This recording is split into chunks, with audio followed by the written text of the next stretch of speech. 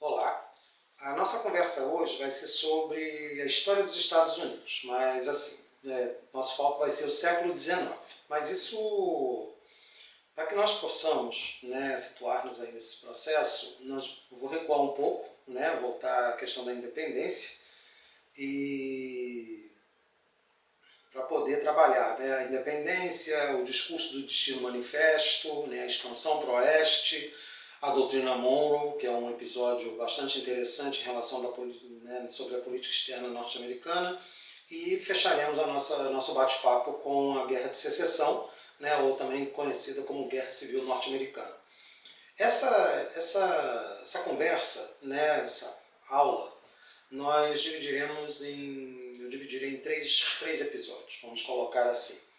O primeiro abordando um pouco da independência e a marcha para o Oeste, O segundo tratando exclusivamente da doutrina Monroe, então contextualizando a doutrina Monroe dentro aí dessa coisa do século XIX, da primeira metade do século XIX, e concluindo então com a Guerra Civil, que vai ser um dos episódios mais marcantes da história dos Estados Unidos. Então esses três momentos nós vamos fazer uma abordagem histórica, evidentemente, mas também traremos algumas questões de ordem, diria, política, econômica e cultural. Por que eu falo isso? Porque esses elementos eles têm uma importância crucial no próprio desenvolvimento dessa história.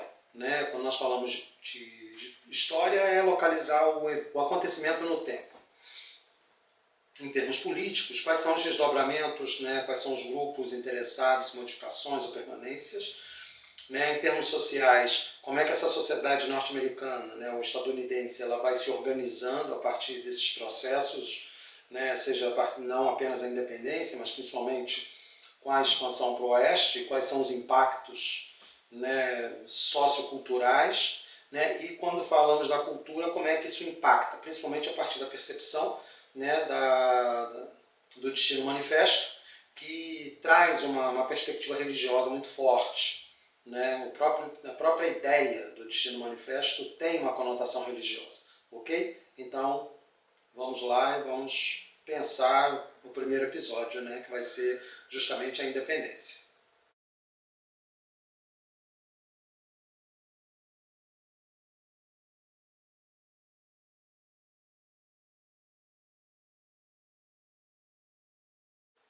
Então, gente, vamos dar continuidade à nossa conversa. Nesse momento, vamos abordar um pouco sobre o processo de independência, a consolidação dessa jovem nação, falar um pouco também da divisão econômica, da contradição ou do paradoxo de um discurso de liberdade que norteou a independência, mas houve a manutenção da escravidão. Falar também do protecionismo econômico, que vai permitir que os Estados Unidos se desenvolvessem economicamente, embora não ainda na perspectiva de uma grande potência, mas são os primeiros passos para isso. Falar da expansão para o Oeste, os impactos dessa expansão em termos demográficos, em termos econômicos, também em termos políticos, por que não? E culminando aí com a Homestead Act, que vai ser determinante para esse processo de fixação dos colonos ao território, à terra. Então vamos lá. A independência ela tem seu início ali em 1776 com a Declaração da Filadélfia, a Proclamação da Filadélfia. A partir daí, o que vai acontecer?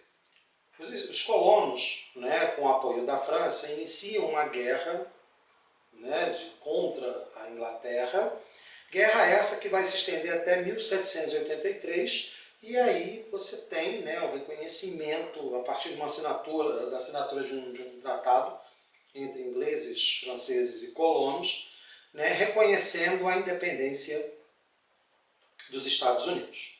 Ok. Acontece que o território tornado independente é muito menor do que o atual. São as 13 colônias. Então, Você tem a localização ali, todas essas colônias no litoral atlântico, ou seja, na costa leste dos Estados Unidos, né? E aí elas vão passar por algumas transformações, né? Vão adquirir algumas características econômicas. Da Filadélfia para cima, ou seja, das colônias da Filadélfia até uma fronteira com o Canadá, né, você vai ter o desenvolvimento de uma economia baseada na pequena propriedade, no comércio e na manufatura. As colônias da Geórgia, né, Norte Carolina, Carolina do Sul até embaixo, até quase a Flórida, né, elas... Por que eu falo até quase a Flórida? Porque a Flórida, na independência, não era dos Estados Unidos, só vai ser comprado depois, né, junto à Espanha. Então elas vão desenvolver uma atividade econômica baseada na plantation, né? E então esse já é o primeiro sinal de uma divisão dentro do território. Mas por que eu estou relevando, estou trazendo isso à tona? Por que eu estou dando importância a esse fato? Porque é justamente isso, né, essa divisão, que vai fomentar as divergências internas que culminariam lá em 1861 com a eclosão da Guerra de Secessão, ou Guerra Civil norte-americana. Então por isso que eu estou pontuando, né, essa divisão econômica aqui. E o interessante é perceber o seguinte: a possibilidade de um desenvolvimento econômico, de um crescimento econômico baseada na manufatura, né, levou dois congressistas, né, Henry Clay, né, do Kentucky, e John Calhoun, né, da Carolina do Sul, a defender políticas protecionistas. Né? Qual é o objetivo deles? Fechar o mercado, tá, para garantir o crescimento econômico. Ou seja, você diminui as importações, né, dificulta a entrada de mercadorias estrangeiras para justamente privilegiar os produtores locais. Isso você fomentaria não apenas a questão de uma produção, né, cada vez maior, mas também organizaria melhor esse mercado consumidor. Né? Mas, de qualquer maneira, você veja que esses dois estados, são estados mais agrícolas. Tá? Mas, de qualquer maneira, né, o posicionamento deles seria decisivo para essa arrancada econômica norte-americana. Então tá, então aí nós pegamos a independência, pegamos um pouco dessa organização econômica. Por que a gente fala isso? Porque quando a gente analisa, né, esse contexto, a gente vê que teve a independência, uma independência baseada num discurso de defesa da liberdade, só que aí, dentro desse momento, emerge um paradoxo que só seria resolvido décadas depois, que é a escravidão. Né? Por que isso? Desde 1787, né, quando George Washington era o presidente, havia uma perspectiva de gradualmente acabar com a escravidão em todo o território. Só que acabar com a escravidão esbarrava numa realidade. Qual? O Sul havia se tornado extremamente dependente de mão de obra escrava. Né? Por uma razão muito simples. Você tem a localização nesses estados sulistas de grandes fazendas que dependiam de uma grande quantidade de mão de obra. Né? As duas principais atividades econômicas, né, as duas principais atividades agrícolas desenvolvidas nessas fazendas sulistas, nessas plantations, era o algodão, né, que abastecia as indústrias têxteis do norte e exportava também para a Inglaterra, e a cana-de-açúcar, principalmente ali na região da Louisiana, né, que aí vai ser uma herança dos franceses. Tanto é que o açúcar produzido na Louisiana vai ser responsável por 50% do açúcar consumido nos Estados Unidos. É muita coisa. Né? E eu falo que é muita coisa por quê? Porque os Estados Unidos, no início do século XIX, ele tinha, salvo engano, pouco mais de 7 milhões de habitantes. De repente os caras pularam para 25 milhões de habitantes, né, num intervalo de tempo relativamente curto. Né? Então, assim, é bastante significativo isso. Tá, Luiz, mas espera aí, você está falando de demografia e ao mesmo tempo está falando de agricultura. Sim, porque a agricultura garante a expansão demográfica, né, um crescimento demográfico. Né? E aí, como é que isso vai acontecer? Então, vamos lá. Então, eu falei um pouco da independência, falei das políticas protecionistas adotadas, né, ou defendidas por representantes desses estados, né, do Kentucky e da Carolina do Sul. E aí a gente vai tocar num outro ponto, a expansão territorial, né, que aí vem com essa denominação de expansão para o oeste, que vai também ocorrer em diferentes fases, não é um processo contínuo, tá? Mas é um processo que tem etapas. O que vai acontecer? A primeira coisa, né, é que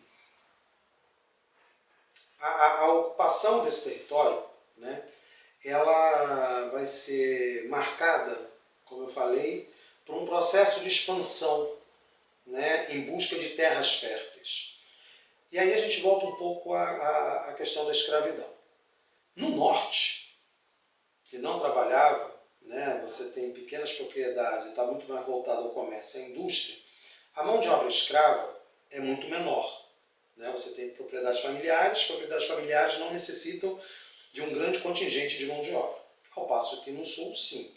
E os fazendeiros sulistas começam a olhar para o oeste do rio Missouri, né? com o objetivo de ocupar essas terras, são terras férteis, né? Para justamente expandir as suas lavouras, certo?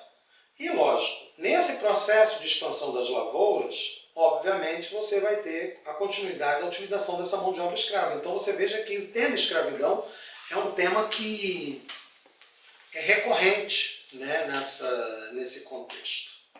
Né? Então tá, quando esses fazendeiros começam a se expandir, né, para o oeste e ocupar essas terras, eles são acompanhados nesse movimento por famílias vindas das colônias ao norte. Por quê? Porque muitas das terras do norte não são férteis. Então você tem basicamente uma agricultura de subsistência nessa região. Né? E essas dificuldades relacionadas à qualidade do solo empurraram inúmeras famílias também para o oeste. Então você vai ter um movimento, né? Um movimento de pioneiros em direção a essas terras, só que essas terras, muitas delas, são ocupadas por outras potências e principalmente, né, há uma presença, óbvio, massiva de várias nações indígenas, né, de nativos norte-americanos. Então o que vai acontecer? Esse processo de expansão ele vai ser caracterizado pela invasão dessas terras, né, ocupadas por os indígenas. Nós teremos, com essas invasões, o extermínio dessas populações, né, e o seu confinamento em reservas, muitas delas distantes dos locais de origem, então eles acabam perdendo a referência, né, porque a relação que o indígena mantém com a terra não é a mesma relação que o branco mantém com a terra. Né? Então isso vai ser um fato. Né? Aí, essa ocupação dessas terras mais a oeste, principalmente pelos fazendeiros sulistas, vai gerar atritos, porque o compromisso do Missouri, por exemplo, vai estabelecer que as terras localizadas a oeste do rio Missouri, né, oeste do Missouri, elas não podem ser utilizadas com mão de obra escrava. Então isso já faz com que os fazendeiros sulistas entrem em atrito com o governo federal. Né? Então é um primeiro ponto aí. Tá vendo que vamos encaminhando, vamos levando justamente para a guerra de secessão lá na frente. Né? Aí você tem um outro fator, né? Que além dessas nações indígenas, como eu falei, muitos desses territórios eram ocupados por outras nações. né? Então você tem presença de espanhóis, presença de ingleses, franceses, né? Mexicanos, né? Então, por exemplo, vamos pegar o caso do Texas. O Texas é um território que pertencia ao México, né? Texas, Arizona, Novo México, Califórnia, toda essa região pertencia ao México. Então, o que os Estados Unidos vão fazer? Vão empreender guerras, né, contra o México para ir sistematicamente ocupando essas terras, né? E aí, já aumenta consideravelmente o território, né? Vai ter um assentamento de colonos estadunidenses, né, nessas regiões, e isso consolida esse domínio. Em relação à Flórida, por exemplo, ela vai ser comprada junto à Espanha em 1812 por aproximadamente 5 milhões de dólares. Né? Então, ou seja, está expandindo para o sul. Aí depois entra e faz uma guerra contra a Inglaterra, também entre 1812 e 1814, que resultaria na aquisição de um vasto território, tá? Ali na região central, né? Até a fronteira com o Canadá, pega, né, algumas regiões mais a oeste. Então eles vão expandindo. A França cede, né, ao território da Louisiana, que é um território também igualmente vasto, né, não ocupa só o que é o estado da Louisiana hoje, pega toda aquela região central também, né, e mais tardiamente vai comprar o Alasca da Rússia. Então, assim, os Estados Unidos consolidam seu domínio territorial. Aí, consolidando esse domínio territorial, vem aquilo que caracteriza, né, e vai ser muito trabalhado pela cultura, pelo imaginário norte-americano, que é a corrida, essa marcha para o oeste.